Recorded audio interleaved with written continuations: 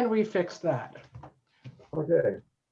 It is exactly 1 o'clock, so I declare this the January 26th, 2021 meeting of Brighton Digital Archives in session.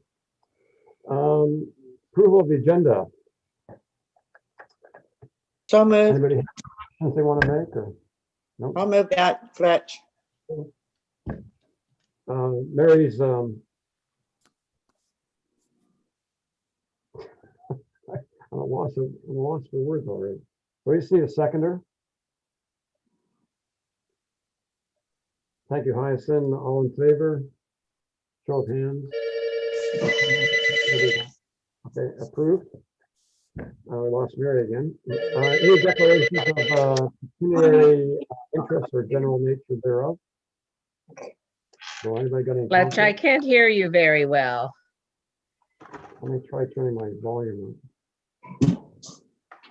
Is that better? Is that better, Beth? A little, not great, but a little, yeah. Well, all I'm doing is turning you guys up, not myself. Okay. Approval of the minutes of the November 24th meeting. Sure, they look great. I went over them. Okay, Catherine, seconder. Ralph, all in favor? Show of feet. Okay, thank you. We don't have any delegations. Correspondence. Did you have any, Tom? No. This I guess would qualify as correspondence. In fact, it was a phone call from Dan Thompson. When I went to Bud Gurtana buy a Christmas tree, he gave me a letter that was written by Dan's father, Ben, to people promoting the reasons why they should vote for John Diefenbaker, which turned out to be a big mistake. But anyhow, he found this letter in a trunk where he bought a trunk load of stuff at a estate sale, and he didn't have any use for the letter, so he gave it to us. I scanned it for our purposes for the future, but I went and gave the original to Dan because Dan already had a poster that his father had produced to promote Diefenbaker. So he called me a few days later because I just was able to drop it off at his office. He was just thrilled, and he has a cabinet of artifacts and paraphernalia from his father, and he's adding this letter to his thing, and he thought that it was a wonderful thing that BDA passed on hard copies of things that were very important to the originator. So I thought I'd mention that to everybody. Reports. Number 7.1, the 2020 review and 2021 action plan. I don't think we need to review it. It's been around for a while, but it was just a matter of getting it into the minutes. So it was put in as an attachment, so it's now officially part of our minutes. So unless somebody has a question about it, we can just move on to a big subject. 7.2, data storage update, and Beth, you're on. Unmute myself here. I've been looking at several different options. I had a long discussion with Abigail Miller at the Northumberland County Archives and with the service provider they have signed a contract with called Monisis from British Columbia. And I don't think that is going to be an option for us at this stage.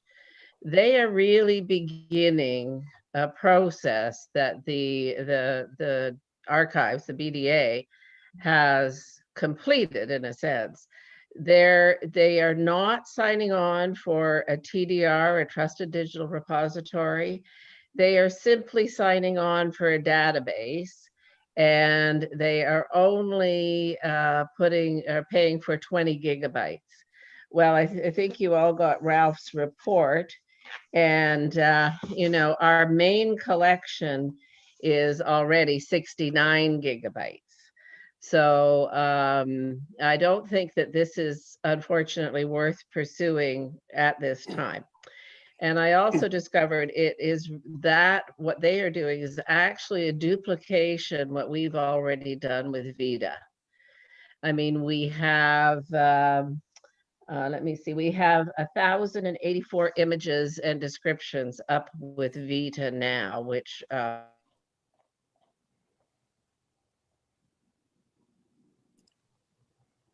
She's on. just started. I'll do a more complete report next meeting, but looking at if we can increase our size of what we're purchasing. Currently, we have 10 gigabytes with Vita, but if you take the next package up, that gives you 50 gigabytes. Maybe we're only looking at the main collection and not at the other categories that Ralph has put here, which are very useful, but we really just want the main collection up. So that is something to be investigated. Excuse me. As far as a trusted digital repository, I've spoken to the head of the Belleville Library, the archivist there, Prince Edward County. And what I've discovered really is that nobody has an ideal solution. So really, once we decide on staying with Vita and uploading things to Vita, more content, then it's looking at a trusted digital repository. I've made an initial outreach to the Canadian Knowledge Research Network. They provide that for libraries, and the woman said they're very interested in historical societies as well. So that's a potential option, as well as using the option you're using with a little bit more structure, which is hard drives. So that would have, if that is one of the results, that would have to be have a protocol attached to it, and that it's transparent for everybody. So at the moment, there's no final. I cannot make a recommendation, but I think we're moving towards that. So I hope by the next meeting, I hope to have a comprehensive report and the costs that would be associated with it. Any questions? One question about the last program you mentioned, would it be accessible with using a password by any of us from our home computer? Vita? Do you mean Vita? No, the last, I don't remember the name, I didn't catch the name of it, but the last program you mentioned, one you just mentioned. Oh, the TDR, this Canadian Knowledge Research Network? Right. Yeah, I don't know all of the details. I spoke to this woman who I actually knew, or she knew me from publishing. I didn't know her. But what they needed is the total amount of space we needed, or they needed to know what Ralph has done. And by the way, I want to say what an incredible job Ralph and Catherine and Fletch did in pulling together a really solid report on everything that they have done and quantified, because you can't get any quotes without that. So that will be helpful going forward. But I don't know about the access, Fletch, but I will ask that as maybe it's just too expensive. I don't know. That's very important to any program, is that right now, when any of us want to do anything and we want to access our inventory, we've got to go to Ralph's place, which is ridiculous. So we need to be able to have access from home using a password of such. I think that's a key point. Okay, so let me just review what you said to me. Yeah. I can barely hear you, Fletch, so let me reiterate. So you feel that the collection right now needs to be accessible by members of the committee? That's right. Okay. That's right. Ralph, Okay. do we still have the cloud set up for access? The My Cloud? Yes, and we've sort of left that alone for a long time now. But yeah, there's potential there. We could load everything onto that, and then you have access to everything. But it's just the bare bones of it's just files. There's no organization. There's no way of finding things, searching for things. So that unless something's pointed out to you, it's not really that useful. So why would you and Catherine need access to those images? Like, could you not email Ralph and ask him for what you want? It's just cumbersome. Let me give you an example. When we're editing a Brighton I Remember, quite often we add photographs from our own collection to supplement and enhance the subject story. Well, I do that work from home, that part of the editing. So if I could, if I remembered a picture we had, I then have to go to Ralph, describe the photograph to him, and have him go searching for it. It'd be much better if I could then go searching for it myself and find it and download it. That's one example of why we should get access at home. The other is we're working on something and Ralph's decided to go to Florida for 3 months.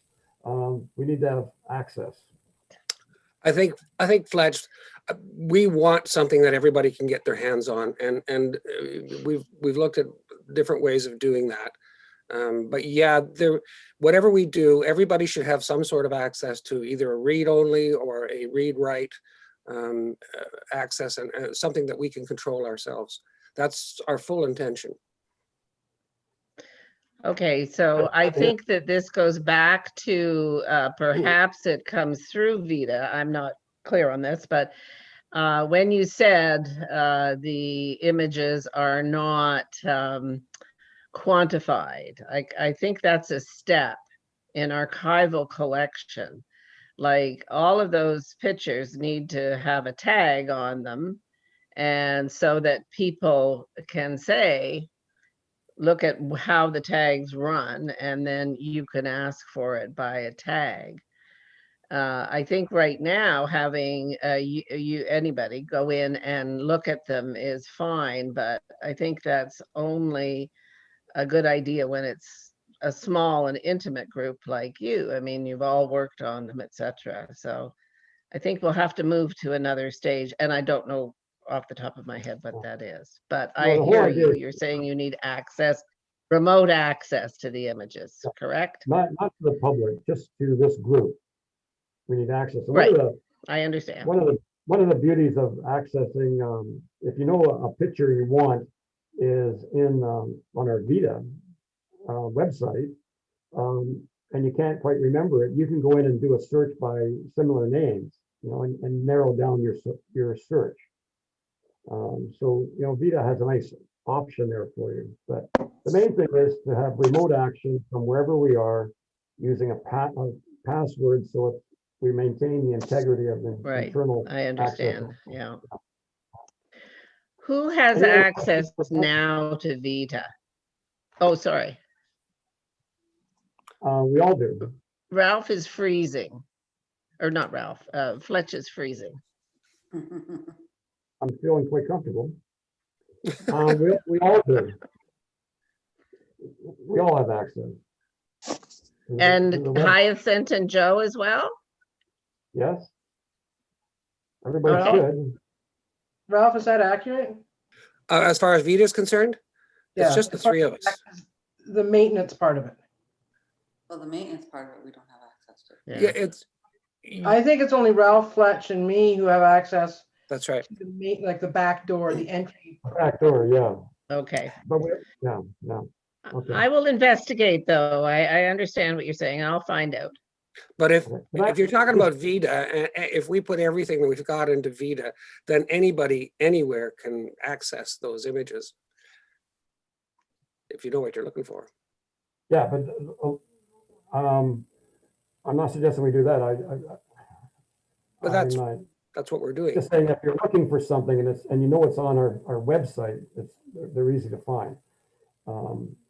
The stuff we don't want to make public yet, I'm not suggesting that go on Vita unprotected. But could I just make an interruption? Could everybody mute their mic while they're not talking?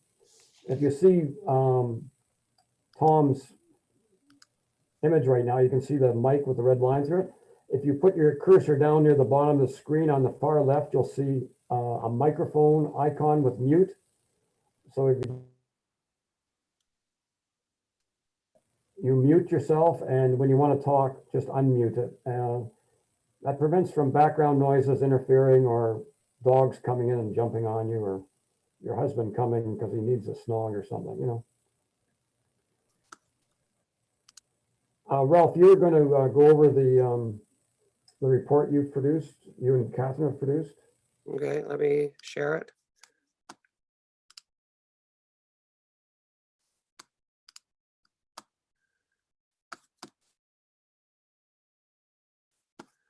Okay, can you still hear me? Hello? Yep, we got you, Ralph. Oh, okay. Still here. All right, so this is the report. One of the things we had with three of us holding basically everything and not in one location, we decided that we needed to throw it all together in one pile. We've done that. So Catherine's collection, Fletch's collection, and mine have been put together. I had a collection of 13,000 pictures. When I threw all their pictures in, it came to 20,000 pictures, and we've whittled it down to 16,000 pictures. So part of the reason for doing this is we wanted to find out what it is that we had, because we weren't sure. So what I did was I divided everything in our full library into 7 different categories. There's the main collection, which is the body of our pictures, that the gold of our pictures. It's the center of it's the stuff that we want to put on Vita. It's the stuff we want to share with the community. Then there's a pile of 731 pictures in something I call BDA Current. That's just pictures that we've taken. They're all current pictures. They could be pictures of the group, pictures of events that we've hosted, like the open house. Then the second largest collection within our collection is the Barnes Project, where we have 4,106 photos that resulted in about 500 pictures that we've put up on Vita. But it's every picture every photographer took of every barn. And you have to remember that every picture we asked them to shoot it bracketed. So there were really 3 pictures there for every 1 picture taken. The next group is the calendar file. This is just a place where we collected and copied images that we wanted to modify for the calendars.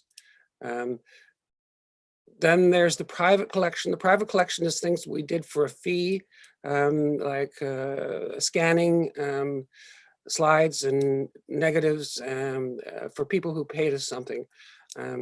So there's 719 of those. We don't have any right or want to share any of those. So that's why we call it a private collection. Memory Junction. Fletch and I spent a lot of time at Memory Junction taking pictures of our video shoots, the museum itself and its pictures and artifacts. There's very little duplication within this group.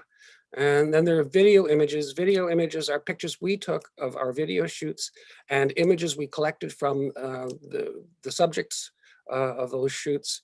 So there's very little duplication within that. And the reason I'm talking about duplication is we wanted to find out, be able to attach numbers to things. Now, everything from the BDA Current, which is this pile here, down to images, video images, is stuff where I'm not concerned about duplication. Where I am concerned is in the main collection. So everything that Catherine and Fletch gave me belongs to that category.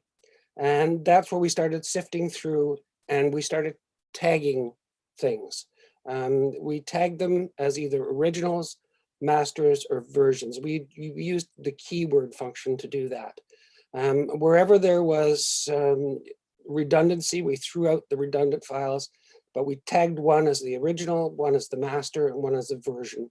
So we have a much better idea of what it is we have in the library. So we have really just over 6,000 pictures that are unique and shareable and usable. So when you gather all that together, you come up with 15,892 photos that occupy 245 gigabytes of space. Now I've got this untagged section below, and it is just images that I had trouble incorporating because I think they're all redundant images. I have yet to do that, but I had to show that as part of the numbers that we have. So this graphically, this shows you the breakdown of all those Excuse me, Ralph. different collections. Yes, go ahead. Yeah. I just want to let you know and the group know that Catherine and I are not insulted by the fact you called our photographs redundant.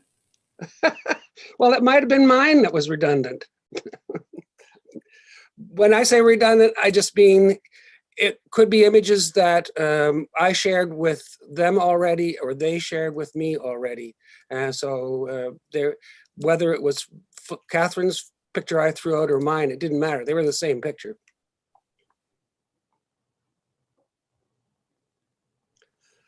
So this is then a breakdown of what is in the main collection. So you can see that 3/4 of our main collection is unique.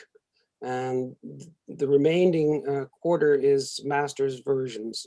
And internet, I don't need to explain internet. It's just a way of tagging something we have no rights to. And the big picture, if we start now to include video, it changes almost everything. Our images take up 267 gigabytes of space. Our video program elements almost take a terabyte of space. And our video masters take 100 gigabytes of space. So our total amount of space that we need right now is, 1.5 terabytes. And when you look at that and you consider that it all needs to be backed up, it's double that. So in the broad picture, video takes up a huge chunk of what we do in terms of storage. I think that's where I'm finished. Any questions for Ralph? I have a question for Tom, if that's okay. Tom, Fletcher's point was a good point. Like the Vita collection works well for facing out and to allow people to come in and see it. But we certainly wouldn't put all of this in Vita. We'd only put the main collection in. So we still have to have a home for all of this other stuff. And I'm wondering, is it possible? I don't know what the municipality has, but do you have a cloud server that we could store this material on? And is it too much material to store there? Yeah, I would say it's too much. So Yeah. we're in the process of, we've actually finished the implementation. We're just going to start rolling out this cloud-based records management system over the next year, really. It's a bit of change management to kind of make it work for everybody. Right. But the sort of premise of records management is that you keep the official record. You don't really keep the pieces that got you there. So that's where, like, from a records management perspective, it doesn't really fit. I think if we were to consider only the finished products, that could be something that we could talk about. But as far as the, all of the sort of, sorry, my mind's not working properly right now, but. No, I understand. I think I understand. It's the program elements you're talking about. Exactly. So that type of stuff but doesn't fit with the policy of records management, basically. right.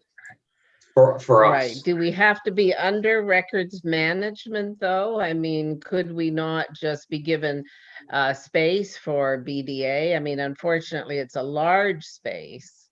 That's I think the biggest problem for it is that, like, even I don't know for sure what the total amount across the municipality is. Like, there's like giant like interactive GIS maps and stuff that take up like considerable amounts of space and things like that. But we wouldn't even be close to that amount of storage. Not even close. Yeah, okay. I'm just, what Fletch has raised is an interesting question for me. And maybe the TDR can do that, so I'll look at that first. Okay, thank you. Mary, can I ask a question? You were concerned about understanding the report that I did. Was it clear to you? Oh, are you hearing me? Yes, I'm hearing okay. you. Can you hear me? Yes, I can hear Can you you. hear? Yeah. Yeah, that really helps me to understand it much more. Thanks, Ralph. Any more questions for Ralph before we move on? Just one thing that, Tom, you brought up about records and asset management. And we've kind of walked around the edges of this before. And I think we're talking about the same thing in one instance, but not in the other. When we talk about asset management, we're also talking about archival cataloging or tagging. It's not just that we have this chair, it's like, here are all the archival descriptions of the chair. So within your asset management program, it might be a totally different platform, even if we did use that, because it's just not the same intent. Are you using SharePoint? Did the municipality? Okay. Yeah, that's right. Yeah. It bogged down after a certain amount of data went through.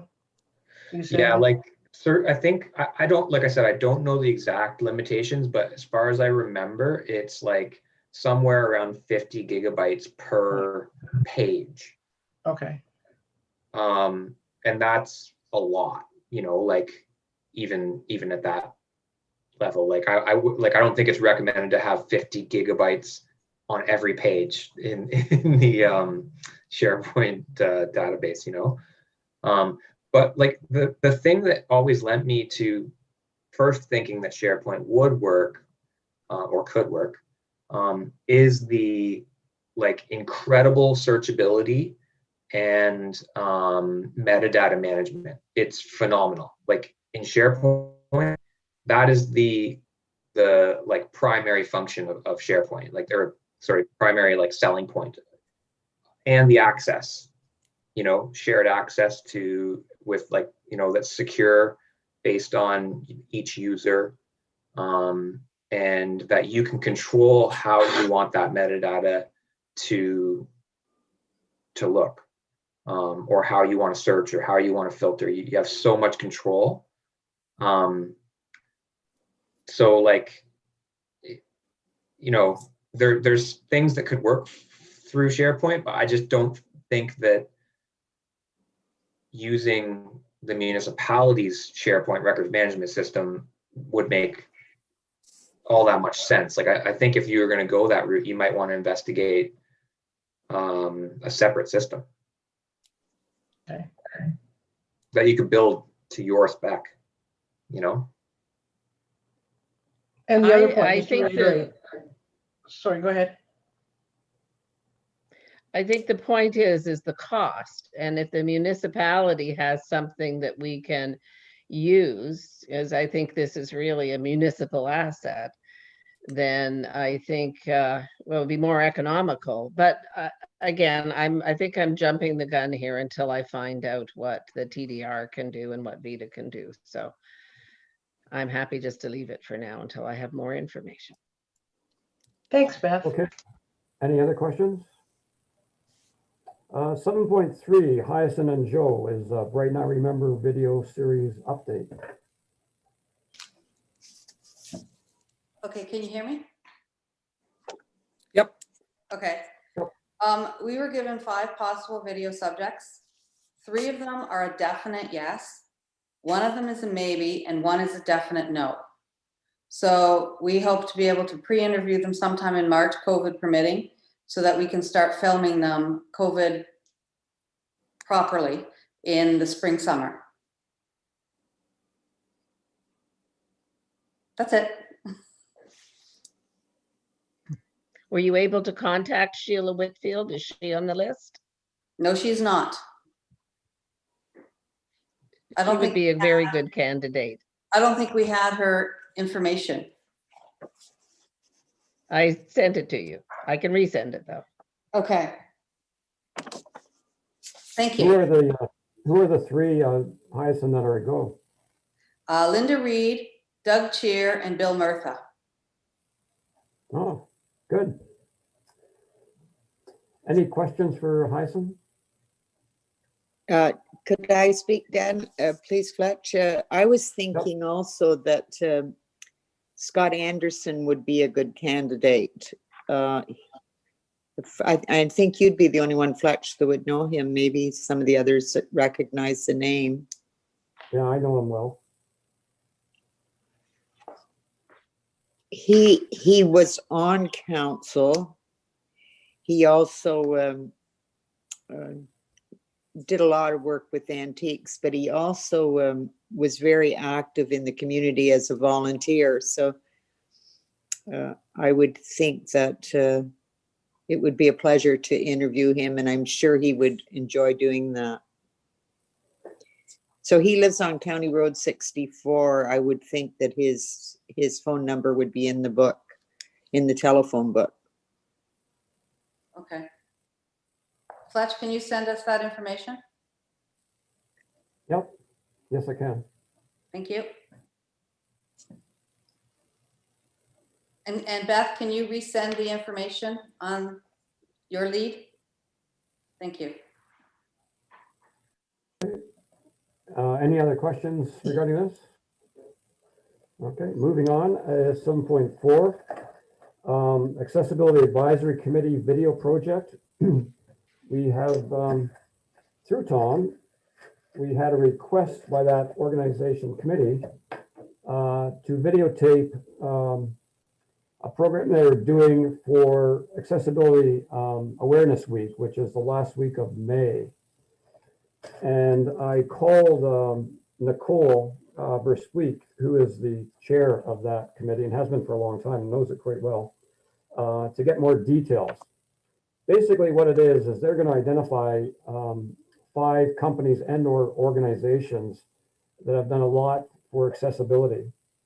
And they're going to, they want to interview each head of each organization or a company on what they've done to help accessibility. So it's 5 interviews where they'd have an interviewee and the person being interviewed, they're thinking that'd be 2 to 3 minutes long. They say we could do them all in the same day, and then they'd be published, or they would post them the last week of May, 1 interview a day. So before I open that up, I just want to give you my view of it. Ralph and I discussed past little projects that we were given outside our normal mandate. And with the exception of one, which was the raising of the Dutch flag at the municipal office, everyone turned into a huge project, much bigger than the principal had thought, and bigger than what we had thought at first. And this one has all the markings of turning into a huge thing. We're going to be, they're asking us to interview 5 people, 2 to 3 minutes an interview. We have no control over what they're going to say and the location, etc. So there could be problems, and just, it's not going to be a, one take and it's done. It's going to be enormous. And then having the person speaking about what their project was and not show it doesn't make any sense in the world. They're going to want to show it. Like, let's say they put a special ramp in their building. It's going to require somebody to go take a picture of that ramp and then incorporate it into the interview. It looks like a huge project. It also would come at a time of the year when we are ramping up to do Brighton I Remember, also taking on VDA data storage. And also something else we need to do is we've got a lot of photographs that are sitting in storage right now that should be on our website. And we need to start doing that. So I will open it up, but those are my concerns of how this could turn in. So I'll open up the floor now for comment. Don't forget too, Fletch, that we're still in the middle of, we haven't even started the editing of 2 of the BIRs that we've shot. That are That's gonna right, too. I forgot about them. Yeah. Right. And we had talked about doing them in February and March.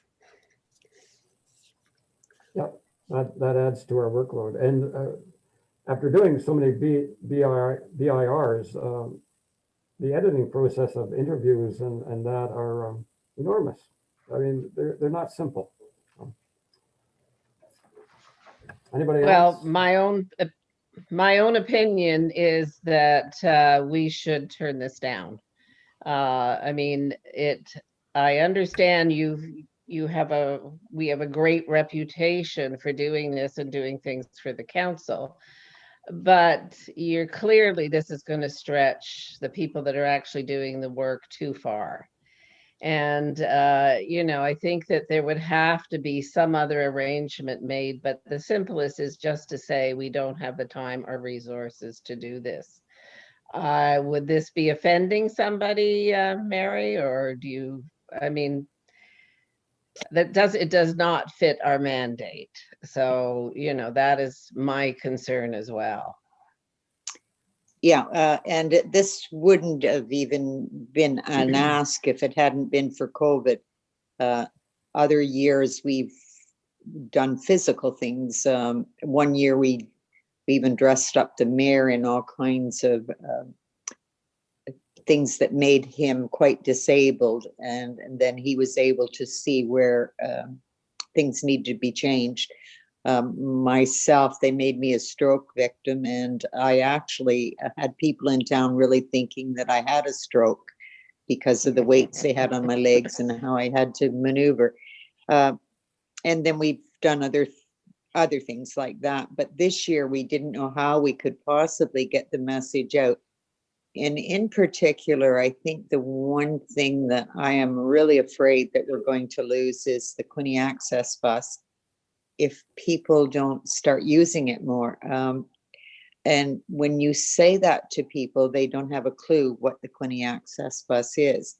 And, so that has to get out there somehow, the message that it's for everybody. It's not just for someone in a wheelchair or whatever.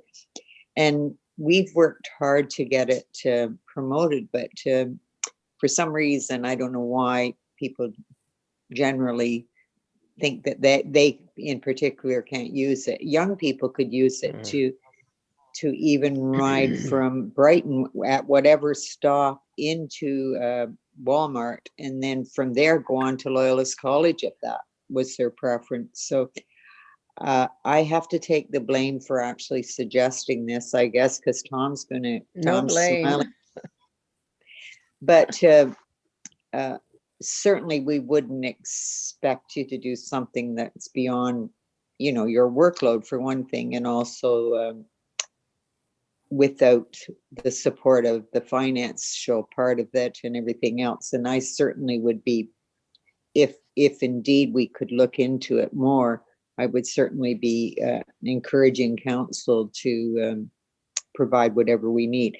But if indeed you're overworked now, I guess that's where we'll have to go back as a committee and try to find some other way to do it this year. I don't know, unless you got some ideas, you guys. I don't know what else we can do to promote a week. Maybe Tom has something to say. I don't know. He's in the meetings with us, so. Yeah, I could just add a little bit of context to it too. So I think the scope is actually smaller than may have been presented from Yes, me too. the chair of the committee. Like when we ended up sort of talking about it, she wasn't on the subcommittee meeting as well. So I think that's why there may be a discrepancy on the scope. But basically the idea formulated more towards each individual or pairs of accessibility advisory committee members doing more like a 1 minute long sort of quick discussion with these local champions. That, and the idea was actually to have it more scripted, where, okay, this is what we want to focus on in this 30-second to 1 minute kind of clip. And also on the same note, the idea of the 5 different days corresponds to there's 5 different accessibility standards. So it's basically an idea to promote awareness for each of the accessibility standards in a very brief and consumable way on social media. So, I mean, I'm not saying that you probably still don't have time or resources to do it. I just wanted to sort of clarify that a little bit. And also that it was also discussed that, this maybe doesn't need to have such a polished feel to it. It might be something that we can just pull off in a sort of smartphone like Facebook approach that a lot of people do for these kinds of things, more of like a bit more of a spur of the moment thing. So no pressure at all. It was just thought that you guys have obviously talents that may increase the shine of it, but I just want to put those 2 cents in. That is quite different than the impression I got from talking to Nicole, which, I mean, I think maybe I should have called you instead, but I mean, if I got that, I think we could have taken a totally different look at it. So right now, what I'd like to do is ask Ralph what his views are of that kind of reduced requirement that Tom has outlined. I don't know. We like to make a lot of work. We like to make everything look really good. And if there are 5 interviews to do, if they can all happen on the same day in the same location, I don't know if that's even possible.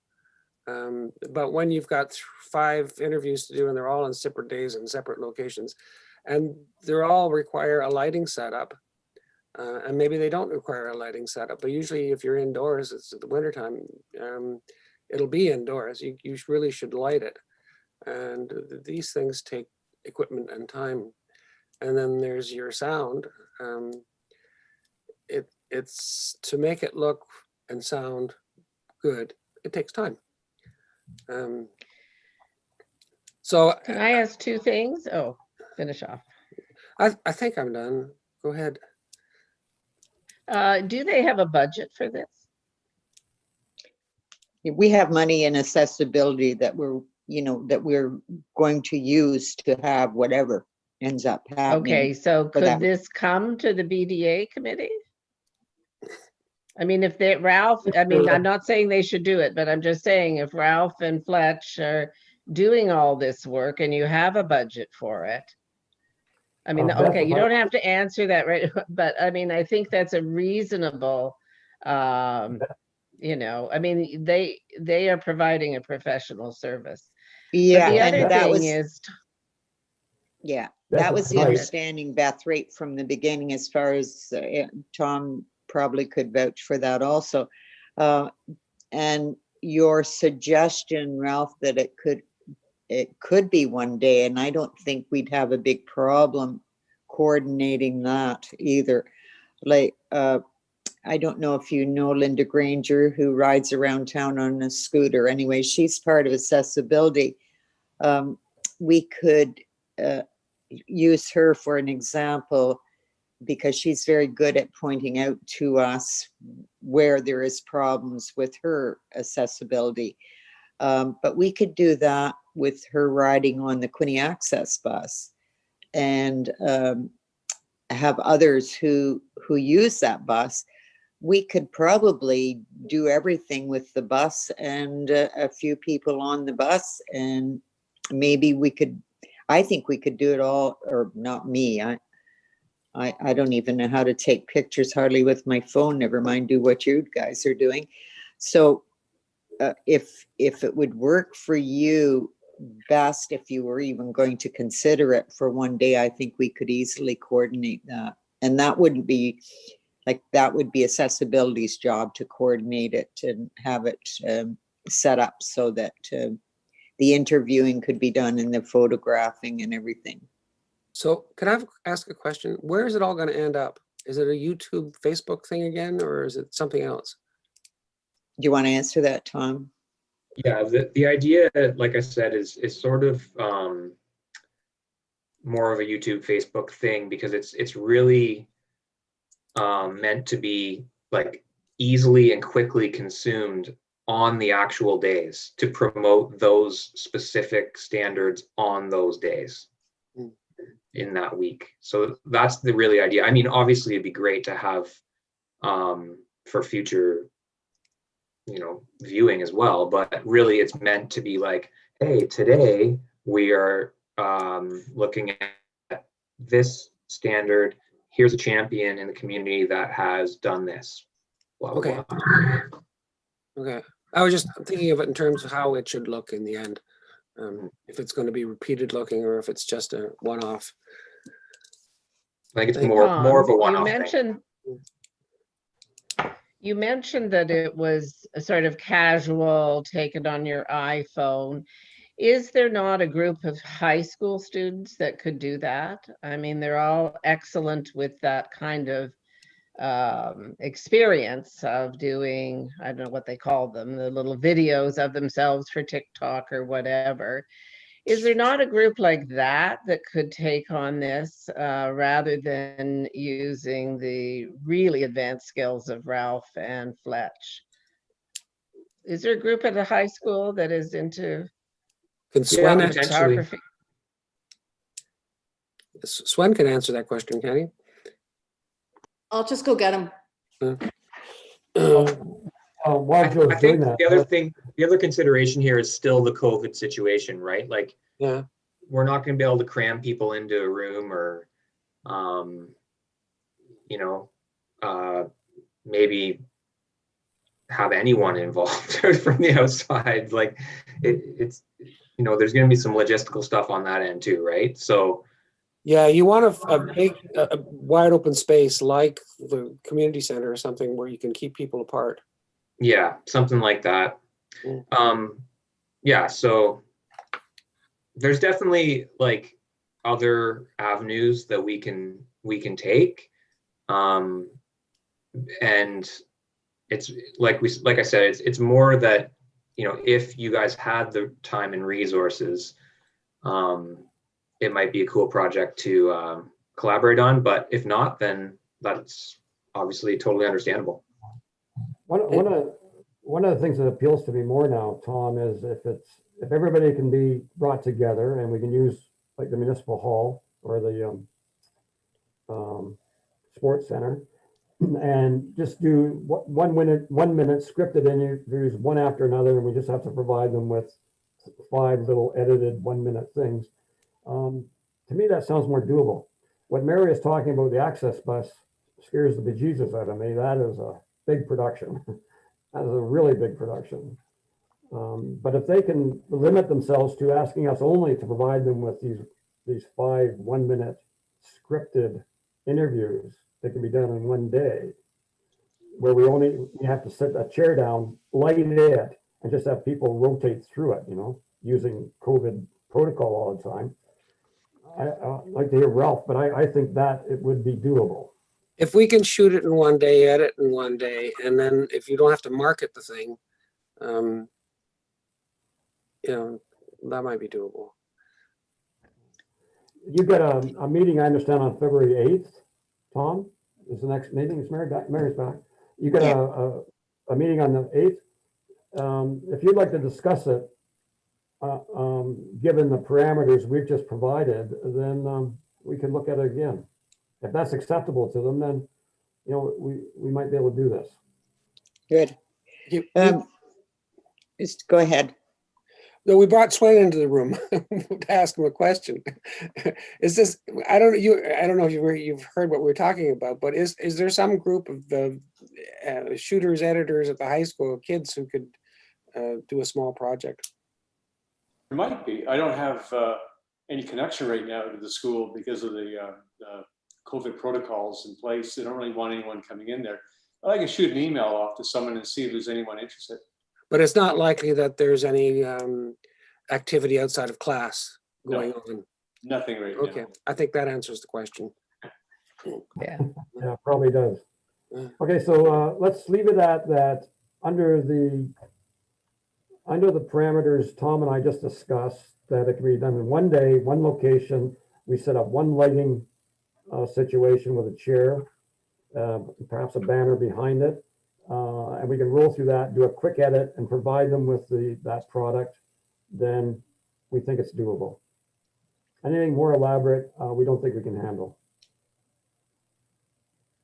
I think that's very reasonable.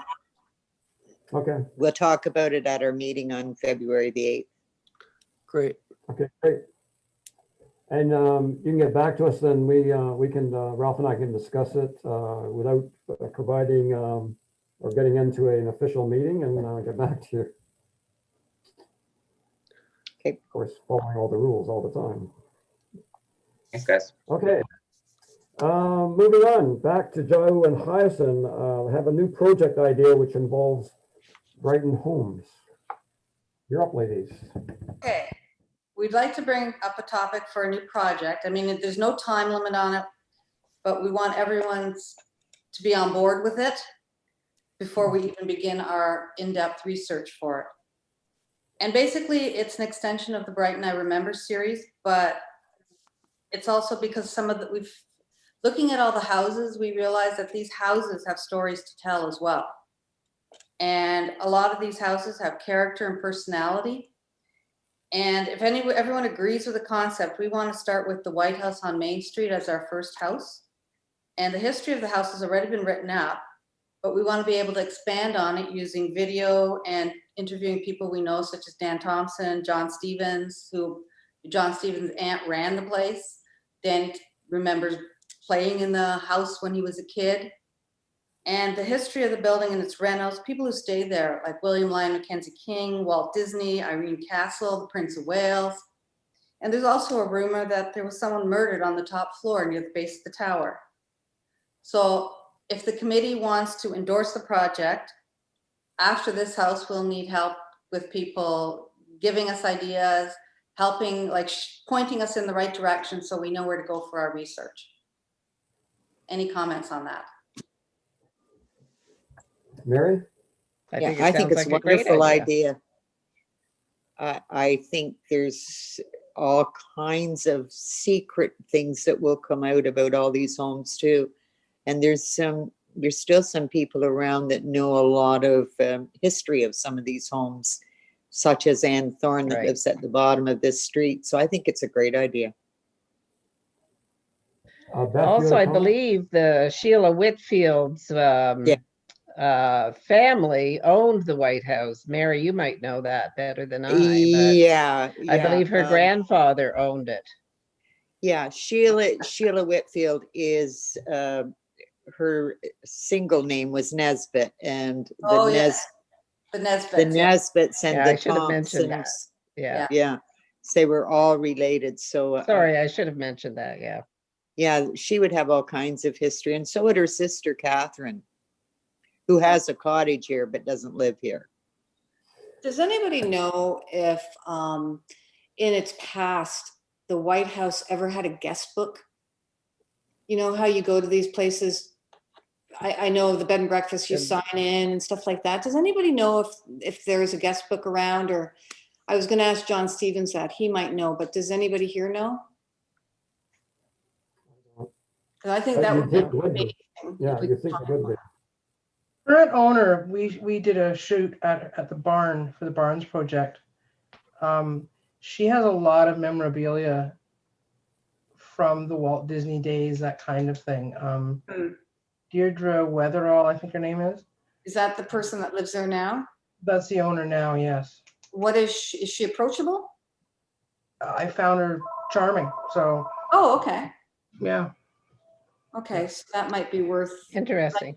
basically a knock on the door, do you think, or better a phone call? We can figure that out offline, but I think Okay. we can arrange an introduction. That sounds great. Thank you. There are a couple of And yet- mutual friends, and also I can pull data from property records, whatever you need there. We have access through the municipality for that.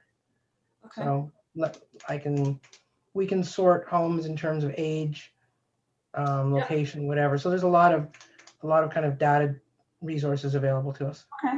And We're also- the land That's registry, the idea. land registry office in Colburn would have the. Coburg, ownership yeah. history, right? Yeah, Coburg or Colburn? Coburg, Burn? Berg, Berg. Hamburg. Berg. Okay. And I don't And know, yet- I think it's a Is wonderful everybody on idea. board with this? Like, does everyone think it's worth pursuing? love it. 2 thumbs up if I could put Yeah. my other one up. I think it's a really good idea. I would be interested in knowing where you see this in terms of time. Do you see this as a summer project, or is We'll you be start doing, working on it? we'll be be starting doing to work on it? research. Sorry. And, we'll be doing the research and putting together the Mhm. frame of it, and then I don't know about the rest, how we would shoot it. I know Swen would be totally fine to do it. We need a narrator, things like that. That's all. We just want to make sure that you guys are okay with the idea, and then we'll put Yeah. together the details. But it's a summertime project. It's Oh, a God, really, yeah. you Well, want to see the exterior of the buildings at their best.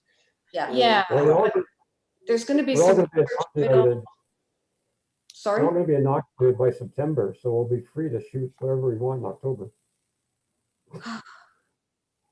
Hmm? Have our vaccine, we're all gonna have our Oh, vaccine. vaccine. Oh, Yeah.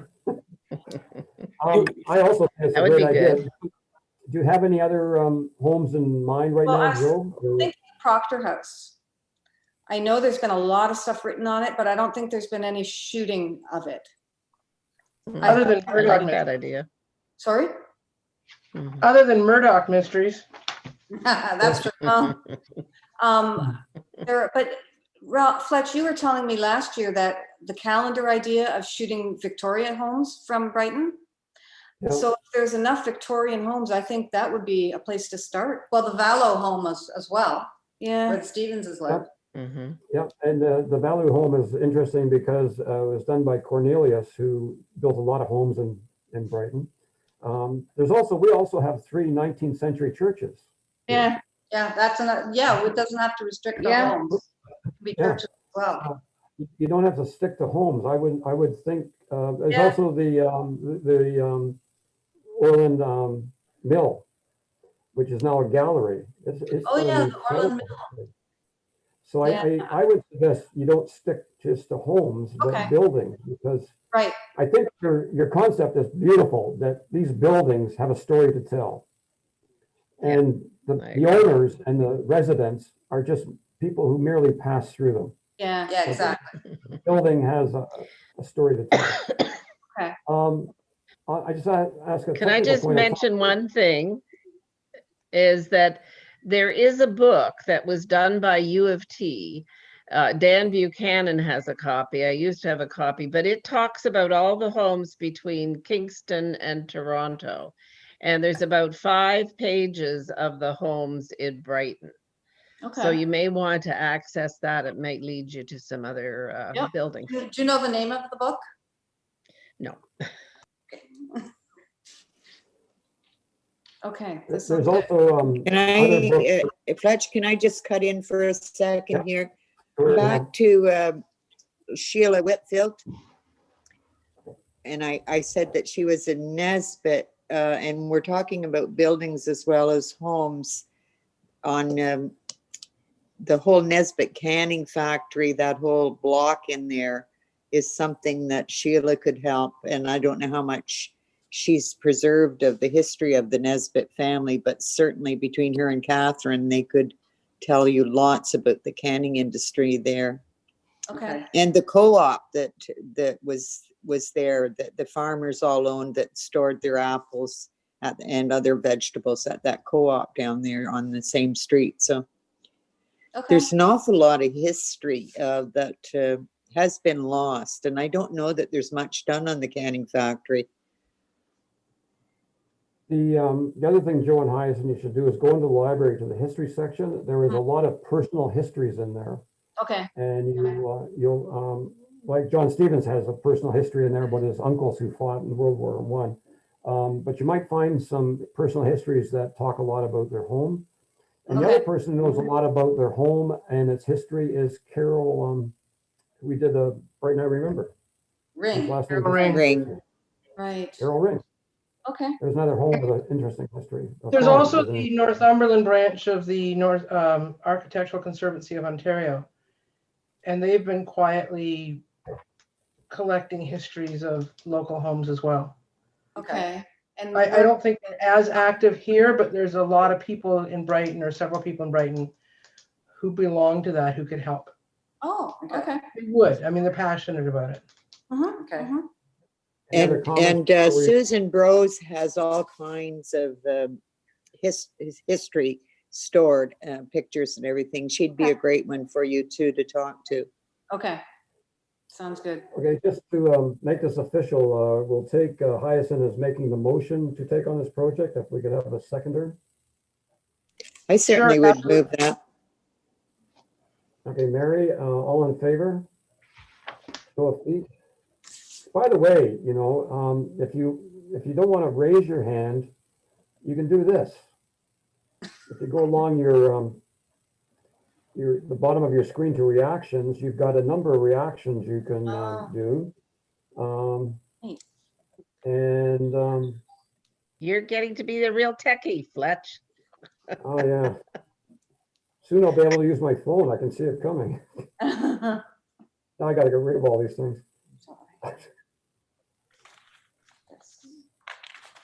Oops. Okay. I can't get rid of the hand. There we go. Oh. Just leave it alone. Apparently I'm not a techie. Okay, ignore the hand. So that was passed. We're now at the in-camera section, which is pursuant to the Municipal Act 2001, subsection 239, bracket 2, bracket K. So Tom, if you could take us off YouTube. Yep, we just need a mover and a seconder to go into closed session. Okay, can I have a move, Beth, seconder?